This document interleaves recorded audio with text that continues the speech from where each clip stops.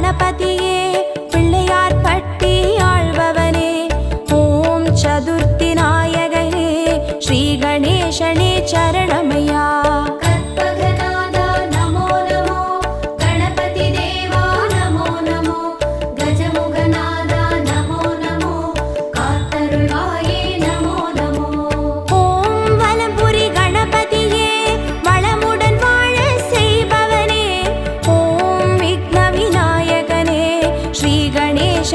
சரணமையா